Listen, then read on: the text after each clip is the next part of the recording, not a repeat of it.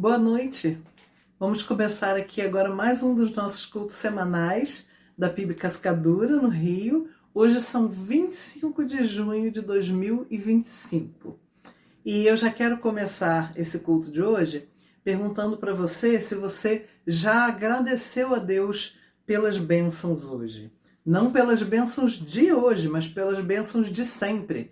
Pelas bênçãos que nos vêm no dia a dia e que às vezes nós nem reconhecemos. Nós todos temos muita tendência a pedir, né? Nós sabemos que o nosso Deus é bom, é misericordioso, Ele sabe das nossas necessidades. Então a gente acaba tendo aquela tendência de pedir muito. Mas será que a gente agradece o tanto que Deus nos abençoa? Acho que a gente nunca vai conseguir, né? Então hoje, essa primeira parte do culto, eu quero pensar com você exatamente sobre gratidão. E eu queria que você pensasse aí numa coisa muito boa que Deus te concedeu nos últimos dias e que você tem vontade de agradecer assim, todo dia, o tempo todo, por aquela bênção. Pensa nisso, vamos agradecer novamente. Eu hoje quero agradecer por uma coisa específica. Amanhã, no dia 26 de junho, eu estou completando 27 anos no Ministério de Música. 27 anos tendo a honra de servir a Deus no Ministério de Música. Nenhum de nós é apto para isso, ninguém. Quem somos nós para servir ao nosso Deus maravilhoso, ao nosso Deus perfeito? E Ele tem misericórdia de nós e ainda nos chama para um ministério. E eu tenho só a agradecer a Ele por tudo que tem acontecido na minha vida nesses últimos 27 anos. E essa é a minha gratidão especial de hoje.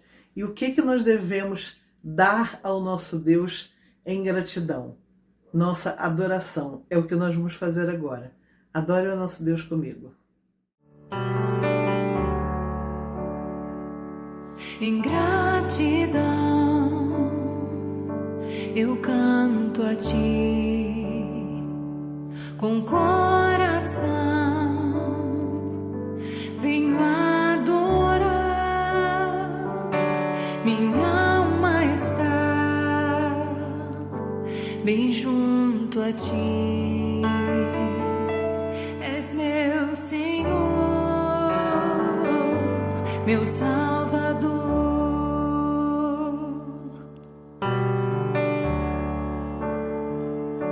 Em gratidão eu canto a Ti nessa noite, Pai, com coração, venho adorar, minha alma está bem junto a Ti, és meu Senhor, meu Salvador.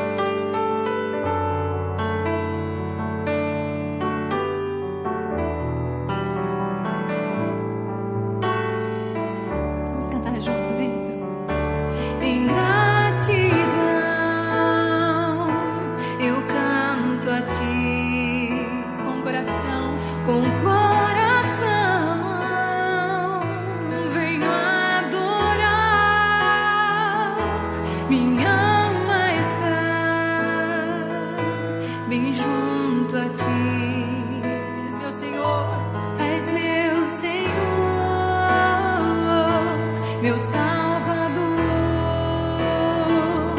o que darei a Ti, Senhor, por tudo quanto deste a mim, recebe a minha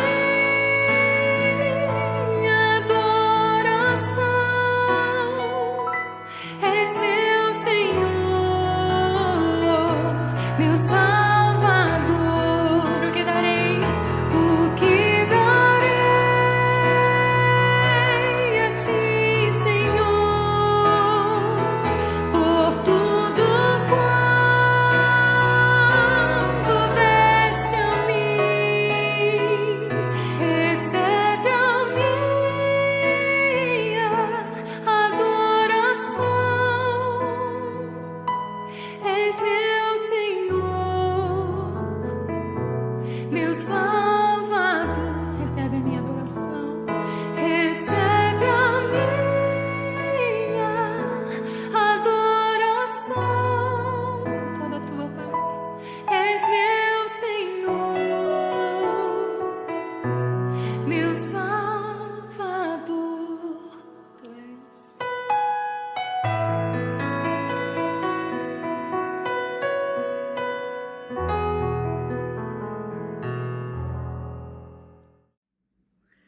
Bendize, ó minha alma, ao Senhor, e tudo o que há em mim, bendiga o seu santo nome. Bendize, ó minha alma, ao Senhor, e não te esqueças de nenhum de seus benefícios. Misericordioso e piedoso é o Senhor, longânimo e grande em benignidade, pois assim como o céu está elevado acima da terra, assim é grande a sua misericórdia para com os que o temem. Assim como está longe o Oriente do Ocidente, assim afasta de nós as nossas transgressões. Assim como um pai se compadece de seus filhos, assim o Senhor se compadece daqueles que o temem. Pois ele conhece a nossa estrutura, lembra-se de que somos pó. Bendizei ao Senhor todos os seus anjos, vós que excedeis em força, que guardais os seus mandamentos, obedecendo à voz da sua palavra. Bendizei ao Senhor todos os seus exércitos, vós ministros seus que executais a sua vontade. Bendizei ao Senhor todas as suas obras, em todos os lugares do seu domínio. Bendize, ó minha alma, ao Senhor.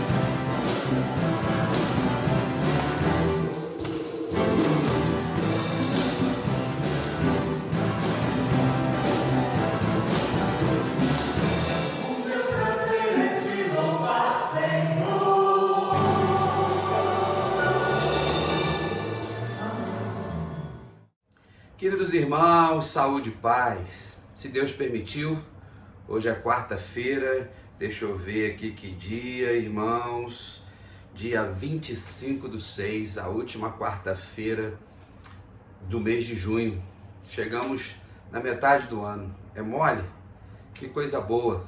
Eu espero que o teu dia tenha sido abençoado de paz, na presença do Senhor, do exercício da fé, sabendo que Ele está conosco sempre. Existe essa promessa de Jesus que eis que estarei convosco todos os dias até a consumação dos séculos. Você pode ler a palavra do Senhor, bendize, ó minha alma, cantou sobre gratidão. Vocês viram a Rose aí, Rose completando 27 anos de ministério na área de música da nossa igreja como um todo, servindo ao Senhor Jesus. Um ministério importante para a liturgia, para a educação musical, para a educação teológica, para a educação bíblica, usando a ferramenta da música que nós batistas valorizamos tanto como um instrumento nas mãos do Senhor. Que Deus te abençoe, Rose, continue renovando as suas forças.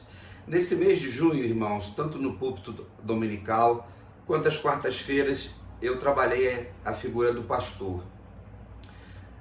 Sempre trazendo uma reflexão a partir do que significa o ministério pastoral, que é um dom espiritual, ele não é uma profissão, ocupação, simples ofício. E o ministério pastoral é um chamado para o homem, não para a mulher. E a gente tem visto aí um nepotismo eclesiástico, que são os pastores ordenando suas esposas, e com um domínio de poder e descumprindo aquilo que a Bíblia diz. E isso é muito fácil de se interpretar, mas as pessoas, por causa do progressismo, por causa do liberalismo teológico, está aí o relativismo, que é a marca, pegando aquilo que nos interessa. E isso não é bom e tem trazido, grandes dificuldades acerca disso. Dei exemplos aqui de alegria, de tristeza, dos desafios do ministério pastoral, a questões bíblicas, de exemplos bíblicos da história, pastores que eu conheci, exemplos de homens que Deus levantou de forma poderosa. Domingo eu preguei sobre Moisés, o profeta pastor.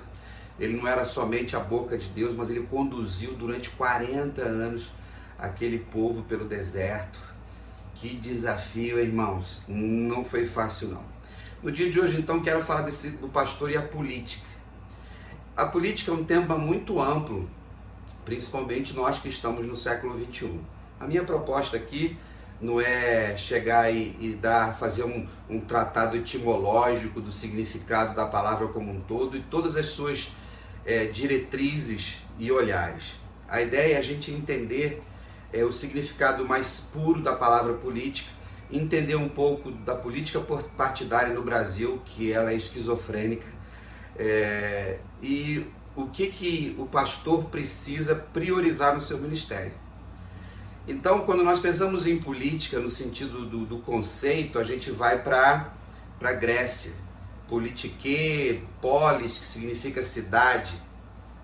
Então, traz consigo aquela ideia das pessoas que se reuniam para tomar decisões importantes para que a sociedade daquela época pudesse funcionar de forma equilibrada, de forma justa. Então a política está relacionado a tudo aquilo que eu e você precisamos para vivermos bem, dignamente, de forma ordeira. Então nós nascemos no sentido da política ampla, de que fazer política é viver.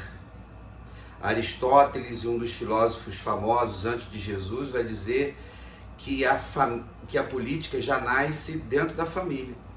É ali que a gente começa a negociar ao pai e à mãe, provedores, a educação, a disciplina, o que é certo, o que é errado, o que não pode. Da família vai para a sociedade como um todo, a qual nós vivemos, e ao mesmo tempo vai para a esfera governamental, que com o desenvolvimento de todas as sociedades, nós precisamos criar mecanismos para governar o mundo, governar todos os lugares. Então, pensando numa definição, a política é a arte de negociar. Envolve o Estado, envolve organizações, envolve questões econômicas, envolve resoluções de conflitos e esse governar envolve leis, a política envolve gestão. Quando nós olhamos para o sentido da palavra eclesia, que nós conhecemos bem que é a igreja, era um conceito naquela época no mundo grego e significa chamados para fora, ou assembleia, quando as pessoas que moravam naquela comunidade discutiam determinados assuntos. Para você ver a importância do ambiente, da convivência entre o ser humano. Quando a política não consegue administrar esses interesses, vêm as guerras. E nós estamos aí. Já estamos há mais de 2 anos com a Rússia e a Ucrânia. Hamas ataca Israel. E Hamas não é um país, mas está dentro ali do ambiente da Palestina, de outros países como o Líbano. Agora entrou o Irã, né? Aí Israel vai e ataca o Irã, e o Irã ataca Israel por causa de uma suposta bomba nuclear. Os Estados Unidos entram no negócio. Por quê? Porque faltou política. Então, dentro desse tema complexo, nós como sociedade brasileira, e quando nós olhamos para as culturas, irmãos, para outras nações, para os tempos da humanidade, nós vamos perceber que houve mudanças, aperfeiçoamentos e às vezes retrocessos. Só que não é fácil para nenhum de nós, né? Você e eu, que somos cidadãos comuns, nós precisamos ter muita sabedoria a partir daquilo que nós temos como fé, para exercermos a nossa dupla cidadania, que é a cidadania da terra e a cidadania do céu. Mas nós temos um livro, que é a Palavra do Senhor, que nos orienta em todos os momentos. Então, quando nós pensamos na política, nós pensamos em algo que envolve trabalharmos para que haja uma vontade de sempre buscarmos o melhor para o ser humano. Quando nós olhamos para a Palavra do Senhor, nós vamos ver que a Bíblia é um livro político. Em que sentido? Do mais puro. Quando nós olhamos para a Palavra do Senhor e respeitamos as regras teológicas, a hermenêutica, a exegese, a interpretação, nós vamos perceber em todo o tempo em que Deus, que é o dono de tudo isso, estabeleceu diretrizes para que a sua criatura, para que toda a sua criação pudesse viver politicamente, pudesse viver num ambiente que trouxesse harmonia para todos nós. Quando nós pensamos em política, e talvez no primeiro momento quando você me ouviu falar sobre isso, você já pensou sobre esquerda e direita, política partidária, que é uma coisa, e tantos temas que já geraram e geram muitos problemas no ambiente da sociedade como um todo, e algo que entrou para dentro do nosso arraial, o arraial dos crentes, o arraial cristão, principalmente de 2018 para cá, e o que nós chamamos de polarização, né? Ficaram um numa ponta, outro na outra, esquerdas e direitas, reduzimos de uma forma muito medíocre o discurso político para esse ambiente e entramos numa esfera esquizofrênica, bipolar, de pessoas que falam de esquerda, falam de direita sem saber quais são os conceitos. E nós sabemos que dentro das nossas igrejas, a igreja evangélica cresceu muito na virada do século para cá e principalmente nos últimos 15 anos. As últimas pesquisas saíram. Somos quase 30% da população, isso gera muito voto. E quando, nesses anos todos como pastor, já quase 30 anos na lida pastoral, que a gente começa a buscar o entendimento disso tudo, para fazer com que o nosso povo, o nosso rebanho, possa ter um esclarecimento bíblico diante da nossa missão como seres políticos, como seres humanos que trabalham para que juntos possamos cumprir a missão estabelecida pelo Criador. Quando a gente fala da esquerda e da direita, é necessário a gente tentar entender de onde nasceu isso. Né? Por quê? É por causa da mão direita, mão esquerda? Qual o conceito? O que nós temos de mais próximo disso, ou a partir disso aí, foi século XVIII, na França, veio a Revolução Francesa. E como é que funcionava mais ou menos isso? Antes dessa revolução e da democracia se desenvolver no mundo, tinha o rei. O rei ele era responsável por governar a sua nação. Ele precisava de mecanismos políticos para que houvesse uma harmonia no seu país. Então, dentro desse contexto, ao lado direito do rei estavam os seus conselheiros, que eles trabalhavam dentro da perspectiva dos interesses do trono. Do lado esquerdo ficavam outros representantes políticos, estavam todos do mesmo governo, mas falavam pelo povo e traziam as necessidades e as reivindicações do povo, para que juntos ali eles pudessem debater e, lógico, a última palavra do rei. Então, esses de direita tinham tornou-se com o tempo a ideia de que quem é de direita, ele está com o rei, ele está com o governo, né? E quem está com esquerda, ele está contra. E depois veio com esse negócio de achar que direita e esquerda é uma luta do bem contra o mal, que é o que a gente vê, de certa forma, no Brasil. Quando nós olhamos para a Bíblia, né? E quando a gente pensa nesse discurso muito simplista de quem é de direita é conservador e quem é de esquerda é progressista, né? Socialista de um lado, aí a gente começa a rotular as coisas e fazer uma miscelânea que só prejudica o ambiente fraterno. E a gente sabe que famílias já brigaram por causa disso, igrejas, pastores enfiaram os pés pelas mãos, passaram vergonha, quem é de direita, quem é de esquerda. Olha, uma coisa muito doida, muito estranha.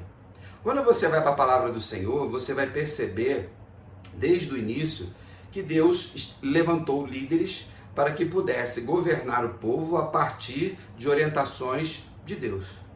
Quando nós vamos andando, quando termina o período profético no sentido dessa liderança e vai-se para a monarquia, o profeta Samuel é o último e ali, né, Saul é eleito o primeiro rei, começa a monarquia, começa então um ambiente político de governo humano. Então a teocracia, que era o governo de Deus, é meio que deixado de lado, mas apesar de que Deus sempre esteve governando, mas Deus deu liberdade para que esses homens governassem o seu povo. E a gente conhece lá no livro de Crônicas, Samuel, livro de Reis, várias coisas erradas que aconteceram. Então, um exemplo que eu gosto muito de dar, e na nossa EBD a gente estudou isso no trimestre passado, sobre o Reino do Norte e o Reino do Sul, quando você vai ali para o governo de Saul, depois vem Davi, entra Salomão, Salomão era um estadista, Salomão era um político de mão cheia, não entrava em guerras, resolvia tudo no diálogo e tudo mais. No final ele se perde muita coisa, mas ele não prepara muito bem seu filho Roboão.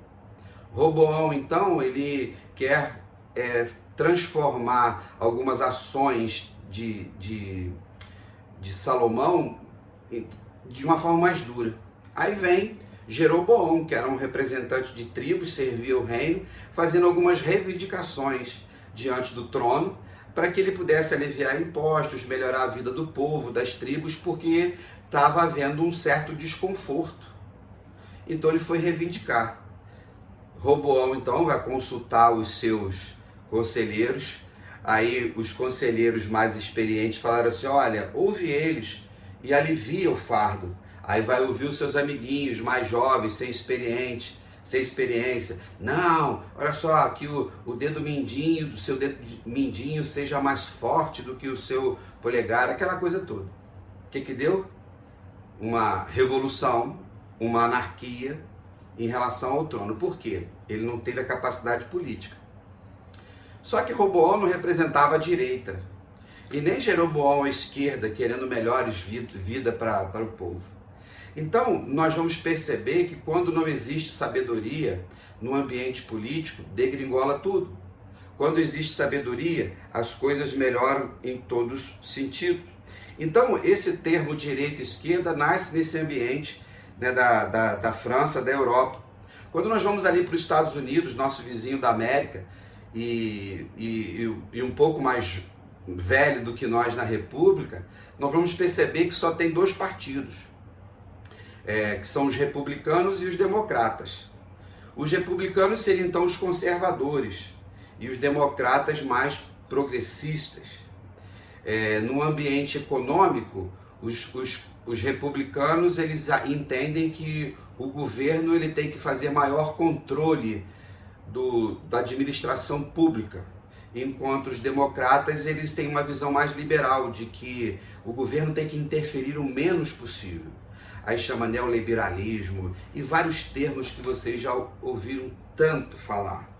No Brasil, queridos, nós temos 30 partidos políticos, que o que a gente vê é simplesmente um dinheiro que vai embora para o bolso desses caras. E o que nós temos na realidade no nosso país hoje, que a gente chama de situação, que é aquele que está no governo, e a oposição que está fora. E os partidos se misturam entre direita, esquerda, centrão, centro-esquerda, centro-direita, e vai. E no final das contas, as pessoas só querem poder.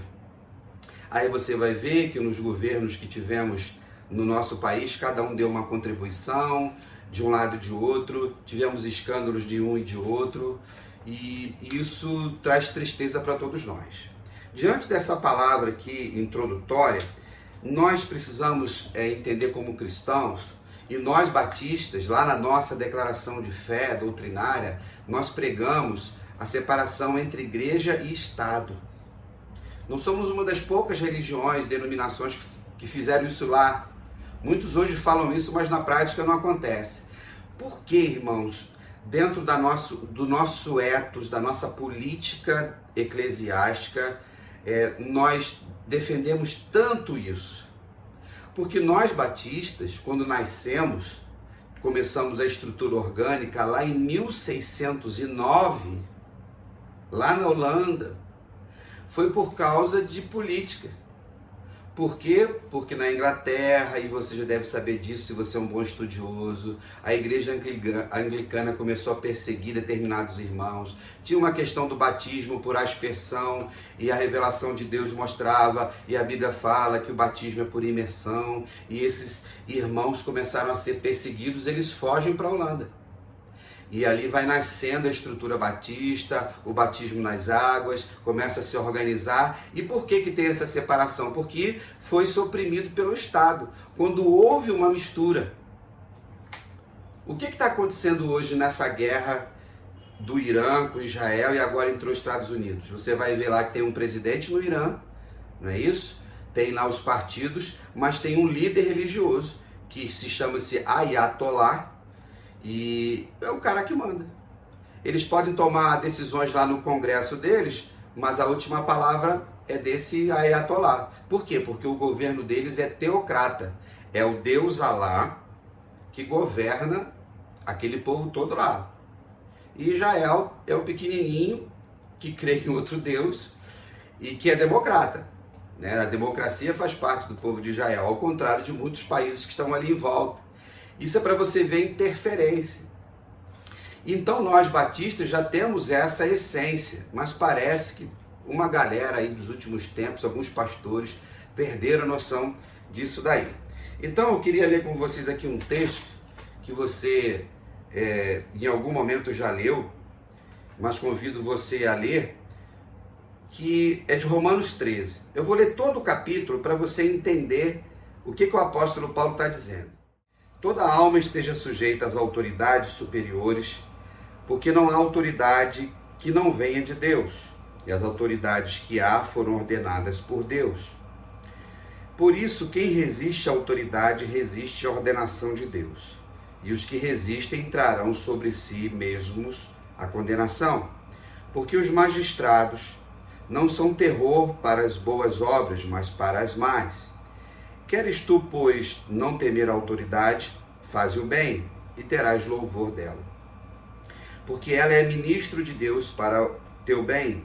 Mas se fizeres o mal, teme, pois não traz em vão a espada, porque é ministro de Deus e vingador para castigar o que faz o mal. Portanto, é necessário que lhe estejais sujeitos, não somente pelo castigo, mas também pela consciência. Por esta razão também pagais tributos, porque são ministros de Deus, atendendo sempre a isto mesmo. Portanto, dai a cada um o que deveis, a quem tributo, tributo, a quem imposto, imposto, a quem temor, temor, a quem honra, honra. A ninguém devais coisa alguma, a não ser o amor com que vos ameis uns aos outros, porque quem ama aos outros cumpre a lei. Com efeito, não adulterarás, não matarás, não furtarás, não darás falso testemunho, não cobiçarás. E se há algum outro mandamento nesta palavra, se resume: amarás o teu próximo como a ti mesmo. O amor não faz mal ao próximo, de sorte que o cumprimento da lei é o amor. E isto digo conhecendo o tempo, que já é hora de despertarmos do sono, porque a nossa salvação está agora mais perto de nós do que quando aceitamos a fé. A noite é avançada e o dia está próximo. Rejeitemos, pois, as obras das trevas e vistamo-nos das armas da luz. Andemos honestamente, como de dia, não em glutonarias, nem em bebedeiras, nem em desonestidades, nem em dissoluções, nem em contendas e invejas, mas revesti-vos do Senhor Jesus Cristo, e não tenhais cuidados da carne em suas concupiscências. Amém? Um texto que fala sobre vários temas. Quando ele fala de autoridade, ele fala da autoridade instituída, ele está falando da lei, ele está falando do magistrado, ele está falando daquele que governa. O apóstolo Paulo, ao pregar o evangelho no seu tempo, quando tinha um império, a igreja de Cristo, ela nasce escrava, escravizada, e ela não levantou nenhuma bandeira política no sentido de acabar com a escravidão ou acabar com o império, porque ela entendia que era o coração que era escravizado pelo pecado. E se Jesus entrasse nesse coração, isso ia mudando gradativamente. E a gente viu, irmãos, o mundo mudar a partir do crescimento do cristianismo. E se eu e você hoje temos aqui a oportunidade de estarmos expressando a nossa fé, é fruto da ação de Cristo na vida das pessoas. Então o apóstolo Paulo estabelece um princípio. Qual é? Que a autoridade que está lá foi colocada por Deus. Quer seja numa determinação de Deus ou naquilo que nós chamamos da permissão de Deus. Por quê? Porque todos prestarão contas. No Antigo Testamento tinha os reis que fizeram aquilo que era bom aos olhos do Senhor e os reis do povo de Deus, que fez aquilo que era mal aos olhos do Senhor. Já prestaram contas diante de Deus. Então, quando nós pensamos na política e nas autoridades que a gente tem, uma vez que nós usamos, o nosso direito a voto, isso é muito bom, as eleições que nós temos, o pleito, e escolhemos candidatos, lembrando que a nossa democracia ela é representativa, a gente elege pessoas para nos representar lá, acreditando que eles vão fazer isso. E nem sempre isso acontece. A democracia que temos no país, e isso é muito bom, e eu espero que ela continue por muitos anos, é a liberdade de expressão que a gente tem para concordar e discordar, que é um princípio político, da política lá grega, lá dos tempos gregos. Então, essa autoridade, uma vez que nós a elegemos, ela está lá, ela tem a representatividade de Deus. Mas pastor, o prefeito fez aquilo, o governador, o presidente, se fez o que era certo, que está na lei, que é a Constituição que ele diz, que rege todos os nossos relacionamentos, beleza. Se ele não cumpre, vai ter resultado para ele, tanto no ambiente da terra como no ambiente do céu. Nós só precisamos tomar cuidado, porque nos dias de hoje e com as redes sociais, as pessoas elas ultrapassam os limites e por causa de ideologias políticas, elas desrespeitam o próximo. Vocês viram que o texto todo fala de amor? Fala do ambiente político, não adulterarás, não roubarás, não cobiçarás. Olha os princípios para a convivência. Então nós que somos de Jesus, nós vivemos nesse reino de Deus, vivendo sempre pelos princípios, e numa sociedade que é falha, que tem pecados, eleger pessoas que vão nos representar. Mas nós nunca podemos, irmãos, romper a linha do desrespeito. Todo ser humano foi feito à imagem e semelhança de Deus. Quanta coisa a gente já leu, discurso de ódio, no ambiente político, né? As pessoas pegam aí o bom humor, né? A piada, as charges, e zombam das pessoas, dos candidatos políticos, ou porque um tem língua presa, ou porque o outro não tem dedo, porque o outro é do Nordeste, porque o outro é autoritário, e cada um tem um jeito, e as pessoas vão criando rótulos muito ruins. O problema é que se eu chegar aqui e ficar falando de uma forma partidária, eu estou comprometendo o Evangelho, porque nós nunca podemos esquecer que a Igreja de Cristo, ela não é de direita nem de esquerda, ela não é de centro. A Igreja é suprapartidária. A natureza da Igreja é sobrenatural, ela é espiritual. Então Jesus, que é o cabeça da Igreja, ele nunca se envolveu dentro desse ambiente político. Mas eu vou tentar aqui ilustrar algumas coisas para trazer uma reflexão para você. De uma forma irônica, como eu gosto muitas vezes, bem-humorada, mas para trazer uma reflexão para você. Aí você pega a galera socialista, progressista, ele vai dizer assim: ah, Jesus, ele é progressista, socialista, porque quando no tempo dele, que o opressor, naquele ambiente hostil do Império Romano, ele estava ensinando as pessoas, elas não tinham o que comer, ele multiplicou o pão para que a fome fosse saciada naquele momento. Jesus socialista. Nananina não. Mas aí você pode pegar esses de esquerda. Você pode pegar a galera de direita, conservadora, e pegar assim: não, Jesus é conservador, porque lá no Evangelho de Marcos, no caso da multiplicação foi lá em João, no Evangelho de Marcos, Jesus falou contra o divórcio, lutando e preservando a família, porque a família tal. Jesus é o Senhor, ele é conservador. Mas aí tem outros que não querem, né, polarizar. Eles acham que Jesus é do centrão. Ah, que naquele momento, quando ele estava com os apóstolos, dos discípulos nos evangelhos, veio um dos escribas mostrando uma moeda, de um lado estava a cara de César, do outro, né? E pergunta para Jesus, Jesus responde o quê? Dá a César o que é de César e a Deus o que é de Deus. Jesus é do centrão. Meio em cima do muro.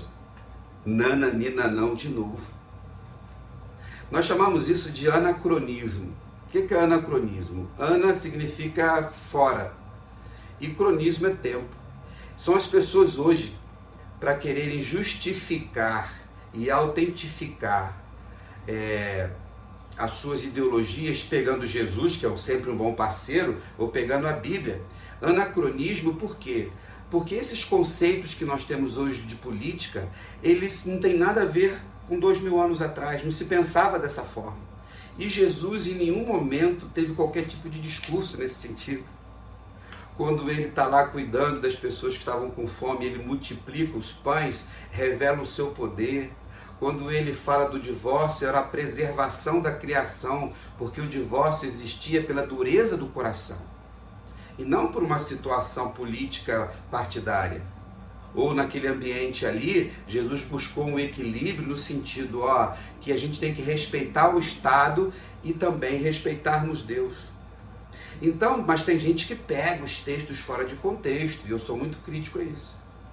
Agora, para você entender como é que Jesus não é nem de direita, nem de esquerda, e nós da igreja não somos, quando você vai no Evangelho de Marcos, você vai ver ali, Mateus também fala sobre isso, mas Marcos é mais detalhista. Nós sabemos que existiam vários grupos políticos dentro do ambiente do tempo de Jesus. Tinha os escribas, os fariseus, os zelotes, os saduceus e os herodianos. Então, dentro da minha proposição, a gente pega então os fariseus como os de direita, conservadores. Eles preservavam a lei, o culto ao Deus Criador, aos costumes, né, às leis sanitárias. Eles eram o povo escolhido de Deus, então eles eram os conservadores de direita. Do lado de lá estavam os herodianos, progressistas de esquerda, os estrangeiros, representando Herodes, representando o Império Romano, representando outras divindades. E eles brigavam entre si. Mas quando você vai lá no capítulo 3 do Evangelho de Marcos, o texto vai dizer que Jesus, depois de fazer uma cura do homem com a mão ressequida, num dia de sábado, na frente de todo mundo, né? Quando eles falavam é lícito curar no sábado, né? Diante daquilo que eles faziam, Jesus vai e chama aquele homem para o meio, Jesus cura ele no dia de sábado e faz o que ele sempre fazia. Jesus era profeta também, ele era o provocador. O que o texto diz? Que os fariseus e os herodianos conspiravam para matar Jesus. Ora, por quê? Muito simples, irmãos. Porque Jesus não estava na caixinha dos fariseus e nem da caixinha dos herodianos. Porque Jesus era Deus, maior que todos eles. E ele tinha um poder que nem os fariseus tinham, que defendiam a lei, e nem os herodianos que defendiam o império, que era o poder de curar, era o poder de ensinar, era a manifestação de algo que estava fora daquele ambiente que eles estabeleceram. Vocês entendem isso? Nós, como cristãos, não podemos reduzir a igreja de Cristo e transformar a igreja do Senhor em curral eleitoral, como tem sido feito nesse país, principalmente por líderes neopentecostais. E é um paradoxo esses caras que gostam de falar de política, os pentecostais também, mas nas igrejas deles são eles que mandam. Eles são os reis, os imperadores. Nós batistas somos democráticos. A gente escolhe o pastor quando a igreja está sem pastor. A gente tem assembleias para tomar decisões importantes. Nós elegemos pessoas para os seus cargos com níveis de competência. Nós temos uma diretoria, nós temos um conselho, nós comunicamos, damos publicidade. Esse povo não tem, mas gosta de criar esse ambiente por interesses políticos. Então, quando você olha para essa galera aí que se auto-intitula representantes dos evangélicos, eles estiveram nos palanques de todo mundo. Nós sabemos disso e você sabe quais são os nomes. Eu só não os falo aqui porque senão vou ser processado. E eu sei o que é isso. Então, por quê? Por causa de pastores politiqueiros. O texto que a gente leu é para nortear e entender que uma vez que essa autoridade está lá, Deus governa ele. Mesmo que em alguns momentos possa perseguir o povo de Deus. Quando nós olhamos para a história de Israel, nós vamos perceber que lá, através do profeta Jeremias, vai dizer o seguinte: olha, vai ser levado em cativeiro 70 anos. Quem levantou a Babilônia e Nabucodonosor? Deus. Deus usou o inimigo como ferramenta educacional para o cativeiro. Deus é o governador de tudo. Então, quando nós olhamos para esses acontecimentos à nossa volta, precisamos entender os propósitos espirituais. E lembrando que a terra é marcada pelo pecado. Aí nós temos esse ambiente político no nosso país, olhando para o lado dos crentes, dos evangélicos. O Brasil nunca vai ser do Senhor Jesus, como as pessoas acham. Não existe uma nação santa, não existe uma nação ungida. Esse negócio que uma falsa apóstola aí, que já foi até batista, politiqueira também, que ela foi de norte a sul, de leste a oeste, para ungir o Brasil, para enterrar a Bíblia, para poder a gente ver Deus fazendo maravilhas. Irmãos, mentiras em cima de mentiras. E o povo simples do Brasil, o povo simples da igreja, vai nessa. Então, quando nós olhamos para esses exemplos que eu estou dando para vocês aqui, irmãos, a igreja do Senhor, ela não tem pauta, ela não tem agenda que a sociedade estabelece. ela já tem uma ordem aqui. Não existe democracia dentro do reino. O rei já deu uma ordem. A igreja está dentro desse reino e a ordem é pregar o evangelho a todas as nações. Não tem uma nação que é ungida do Senhor, nem Israel. Aí eu vou para movimentos politiqueiros no Brasil. Marcha para Jesus, que já está há mais de 30 anos, nasceu na Holanda, não sei o quê, e depois veio para o Brasil. Começou simples e tal, começa a crescer. Por quê? Porque os evangélicos começaram a crescer. E aí os palanques se tornaram palanques de políticos, politiqueiros envolvidos, e usando a marcha para Jesus, ninguém fala de Jesus, e fala-se de um montão de outras coisas. Essa última agora teve no Rio, teve uma em São Paulo agora, e estavam lá políticos e tudo mais. Todo mundo quer paz, lógico, mas muita gente falando de Israel, bandeira de Israel. Uma coisa não tem nada a ver com a outra. Né? O Israel de hoje não tem nada a ver com o Israel da Bíblia. Já falei isso para vocês. O Israel é um país como o Brasil. Ele é democrático, ele tem uma constituição, ele não é teocrático, tanto é que existe o respeito em todas as religiões. Ele tem um primeiro-ministro, tem um presidente. É um povo que professa a fé no Deus da Bíblia, que nós cremos na Bíblia? Sim. Mas não é uma nação que professa Jesus como Filho de Deus, como nos manda o Evangelho. Quando nós começamos a pegar a bandeira de Israel e dizer para as outras nações que a igreja apoia Israel e é contra o outro país, isso é muito perigoso.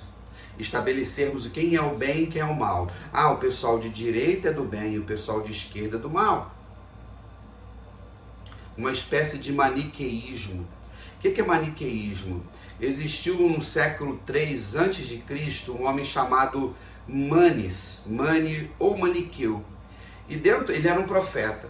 No Irã, que era a antiga Pérsia. O Irã nasceu há pouco tempo, mas a Pérsia é antiga. E dentro da visão dele, existem dois ambientes de poder, que eles são iguais, o bem e o mal, e eles lutam contra si. Esse maniqueísmo também muitos usam na igreja, no cristianismo, como se Deus e o diabo tivessem o mesmo poder e ficam degladiando um com o outro. Isso não é bíblico. Deus é Deus, adversário, Satanás, Lúcifer, é uma criatura de Deus que desobedeceu e que vai tentando todo mundo. Então, quando nós e pastores vão para o púlpito de forma politiqueira, fazer política partidária, apoiar determinados partidos, estabelecer o que é o bem e o que é o mal, porque um fala sobre o aborto, o outro fala contra e a favor, todo mundo é contra o aborto. Que isso, pastor? Todo mundo. Até mesmo aquela mulher que faz o aborto. Eu conheço pessoas que infelizmente fizeram um aborto, talvez você conheça alguém. Às vezes nas igrejas acontecem coisas que não deveriam acontecer. Agora a igreja não vai para a rua falar contra o aborto, ela prega o evangelho de Jesus. Porque uma mulher que tem Cristo, foi transformada por Jesus, ela não vai abortar. Questões relacionadas aos vícios, questões relacionadas à sexualidade, são direitos civis. A homossexualidade. Então a igreja não tem pauta de o que a igreja acha sobre LGBT+. O que o pastor tem que falar? Porque Jesus, aí começa aquelas provocações. Aí um tempo atrás, um pastor aqui da convenção liberal, ele vai para uma entrevista escrita e a questão era o que Jesus falava sobre a homossexualidade, sobre essa questão da ideologia de gêneros e tudo mais. E ele diz assim, não, porque isso não estava na pauta de Jesus, por isso. Como não estava? Jesus vai dizer no Evangelho que o que Deus falou no princípio? O homem deixará o seu pai e a sua mãe, iniciar a sua mulher, os dois serão uma só carne. Ponto. Então Jesus falou contra a homossexualidade. Jesus não falou que o homem deixará o seu pai e sua mãe, ou iniciar outro homem. Ou que a mulher vai deixar a sua casa e vai se unir a outra mulher e as duas serão uma só carne. Até porque Jesus é o Criador. Que as pessoas esquecem, inclusive pastores esquecem disso. Queridos irmãos, nós como pastores, e eu vejo muita politicagem aí, esquecem que o púlpito é para se pregar o evangelho e o rebanho pertence a Jesus. e que nós, como pastores, podemos ajudar o nosso povo através de palestras, de ensinos e até de pregação, de trabalhar princípios e valores, para tomarmos cuidado de usarmos determinados candidatos que eles são a personificação das trevas e o outro é a personificação de Deus. É reduzir o Evangelho de Jesus. O que nós precisamos são de homens e mulheres transformados pelo poder de Deus, ou no mínimo como criaturas, sejam éticos para governar as nossas cidades, nossos estados e o Brasil, cumprindo a Constituição. O que a gente quer é segurança. E por que existe esse problema tanto de segurança no Rio de Janeiro? Por questões políticas de corrupção. E um dos governadores mais envolvidos nisso já está vindo aí como candidato, talvez já para o ano que vem, para voltar para a política. Foi preso e tal, e no Brasil tudo acontece. Galera que é de direita, galera que é de esquerda, segundo esses moldes. Quando nós olhamos para algumas coisas, irmãos, nas igrejas evangélicas, a gente fica muito preocupado. Mas eu gosto de falar do nosso arraial, nós como batistas. Então, 2 exemplos para vocês. Um de 2022, elegemos o presidente da Convenção Batista Carioca, eu votei nele, e ele fez até uma campanha, a gente entendeu que de repente ele poderia ser uma voz que pudesse unir a nossa convenção, que estava passando por um momento um tanto quanto complicado. Teve a posse dele, ele fez um discurso bonito, e naquele momento a gente percebeu que o que ele ia fazer era não se envolver com a questão da política. Na primeira oportunidade ele foi para o palanque. E no palanque, quando estávamos na campanha presidencial, ele foi falar aquilo que não deveria falar, não era nem para estar lá. Uma coisa é receber uma autoridade na nossa igreja, outra coisa é ir no evento de autoridades eleitas, outra coisa é ir para o palanque. E aí, todo mundo pediu a exoneração dele, o impeachment dele, ele saiu. Não cumpriu o que falou. Mas eu vou aqui ano passado, na última campanha para vereador, entra um videozinho por aí nas redes sociais, de um irmãozinho de alguma igreja, candidato a vereador, e chega um pastor, que era da diretoria da Convenção Batista Carioca. Bem, meus irmãos, nós batistas cariocas, vamos apoiar o nosso irmão. Chegou para mim, peguei o vídeo, mandei para a diretoria, para o vice-presidente, meu amigo, e falei assim: meu irmão, olha só o que aconteceu com um membro da diretoria. A gente sabe que isso não pode acontecer. Esse pastor foi chamado com todo carinho, porque é uma pessoa muito gente boa, talvez ele foi com a melhor das intenções, ele não foi prudente igual a serpente, ele foi muito simples igual a pomba, e ali gerou um desconforto. Então, nenhum político representa os batistas brasileiros, batistas cariocas, o que seja. Porque nós temos uma posição teológica, nós temos uma posição eclesiológica. Aí tem pastores que vão para as redes sociais, para os seus podcasts. A gente tem que fazer avaliações bíblicas e pedirmos ao Senhor que nos ajude. Sabemos dos desafios que temos pela frente, mas como cristãos precisamos viver na perspectiva, irmãos, da palavra do Senhor. Então, a igreja de Cristo, ela não está presa, irmãos, a nenhuma ideologia política. Eu deixo essa palavra como um cidadão que exerce a sua cidadania, que vota. Nunca usei meu púlpito, nunca dei meu púlpito, nunca fui para nenhuma rede social, não tenho nenhum desejo nisso. E precisamos entender que o pastor, ele é um profeta. No momento em que eu levo um político para o meu púlpito e digo assim: nós batistas ou PIB de Cascadura vamos eleger o irmão Joãozinho, eu perdi a autoridade profética, porque esse irmão Joãozinho pode dar problema lá na frente e o pessoal vai dizer: mas quem elegeu foi o pastor Marcos e a PIB de Cascadura. A voz profética é a voz da denúncia. Por isso que os herodianos e os fariseus queriam matar Jesus. E mataram, no sentido humano. Porque o reino que Jesus veio trazer, político. Ou não é? Quando nós pensamos no Evangelho, o Evangelho é político? É, no sentido mais puro e pleno. Por quê? Porque a Bíblia diz que Jesus é o Rei dos Reis e o Senhor dos Senhores.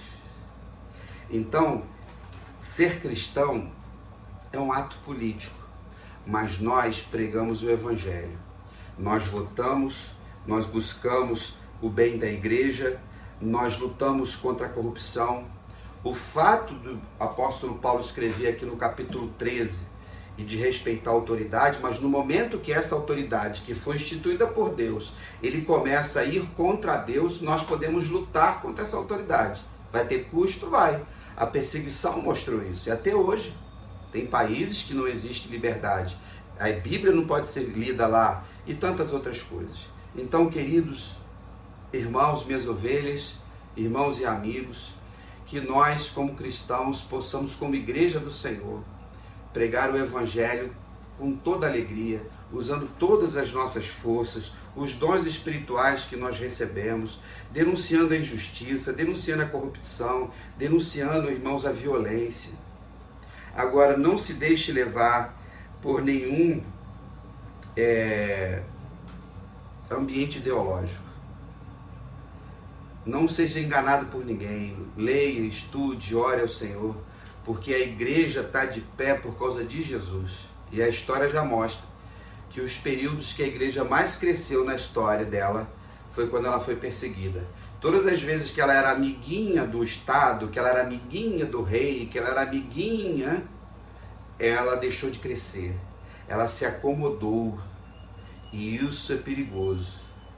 Então, no dia de hoje, eu termino as minhas reflexões, deixando essa sempre palavra pastoral, de que nós precisamos olhar para a classe política do nosso país, orando por ela. Como eu sempre falo para vocês, ore semanalmente. Eu oro semanalmente pelo Eduardo Paz e sua família, pelo Cláudio Castro e sua família, pelo presidente Luiz Inácio e sua família, aqueles, de repente, vereadores que a gente tem mais proximidade, um deputado, e de um modo geral por todas as autoridades que governam, que têm responsabilidade para nos proteger, para nos ajudar, para que a gente possa ter uma saúde pública decente, a gente possa ter educação, segurança, oportunidades. E como diz a palavra de Deus lá, Jeremias falando para o povo que estava lá, para que eles trabalhassem pela cidade, porque Deus tem os melhores pensamentos, desejos de paz para todos nós. Então, a gente vai terminar o culto cantando Estamos de Pé. A igreja está de pé por causa de Jesus. Ninguém nunca parou a igreja. Nenhum político, nenhum imperador, nenhum rei, nenhuma guerra. A guerra está aí. Daqui a pouquinho deve haver um cessar-fogo, daqui a pouquinho começam as negociações, é aquela coisa da testosterona, de quem tem mais poder, quem tem mais míssil, quem tem mais aquilo. Infelizmente sofrem os mais pobres, aqueles que estão no fogo cruzado, que não tem culpa, mas Deus está vendo tudo isso, até o dia que Jesus vai voltar e que todas as pessoas prestarão contas ao Senhor. Todo olho verá Jesus, toda língua confessará, aleluia, que só Jesus Cristo é o Senhor. Amém? Lembrando que no próximo domingo, Escola Bíblica Dominical, culto de adoração ao Senhor. Lembrando também que teremos no dia 12 nosso encontro lá, né, na nossa festinha da roça. Não vai ter a grande festa missionária que a gente fazia, será um ambiente mais reduzido. Você é nosso convidado, tem que levar sempre alguma coisa. Estamos organizando tudo, vai ser muito bacana. E juntos, irmãos, sempre juntos, a gente vai levando esse nome aqui. Esse nome, ele abre portas e fecha portas, mas a gente vive por Jesus, a gente morre por Jesus, porque assim nos ensina a palavra do Senhor. E lutaremos sempre pelo reino, até que Ele volte. Amém? Um grande abraço, fique na paz e até lá.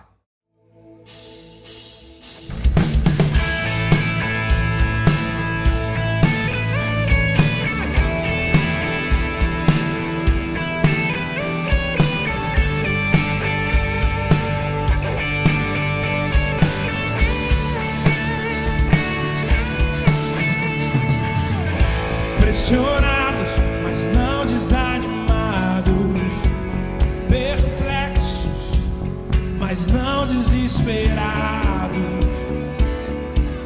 Estamos de pé, perseguidos, mas não abandonados, abatidos, mas não destruído. Estamos de pé, não caminhamos pelo que vemos,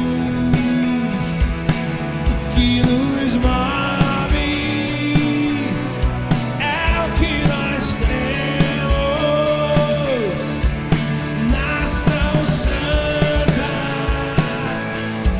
somos a igreja, ei, vivemos por fé. Então declara isso, vai. Estamos de pé, perseguidos, mas não abandonados, abatidos, mas não destruídos. Estamos de pé, não caminhamos pelo que vemos. O que nos move, declare. E o que nos move é o que nós cremos. Nação Santa, yeah. Somos a igreja, vivemos por fé. Estamos de pé. A perseguição não parou a igreja, o Coliseu não parou a igreja, os leões não pararam a igreja do Senhor. O inferno não pode prevalecer. Ei, vamos avançar, não vamos parar de crescer. Ninguém pode parar a igreja do Senhor. Vamos declarar isso, vamos. Yeah! A perseguição não parou a igreja, o Coliseu não parou, os leões não pararam a igreja do Senhor.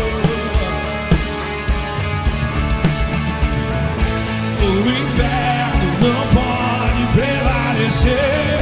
Vamos avançar, não vamos parar de crescer. Ninguém pode parar a igreja do Senhor. Não caminhamos. Levanta suas mãos e declara isso. Pelo que e o que nos move, yeah.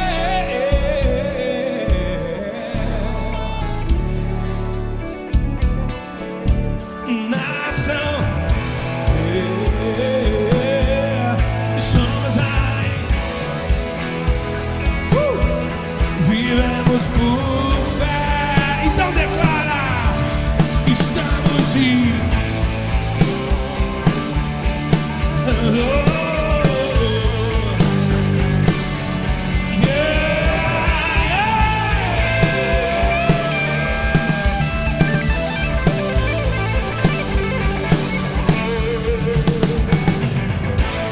perseguição não parou a igreja, o Coliseu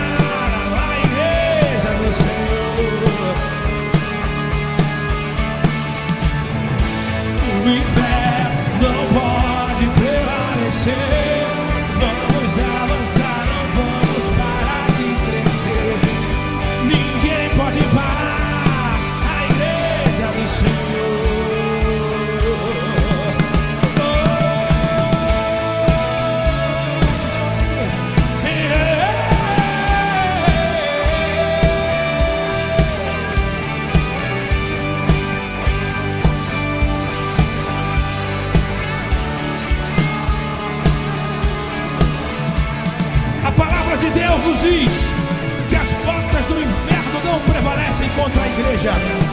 Toda vez que a igreja avançar, o inferno vai ter que recuar.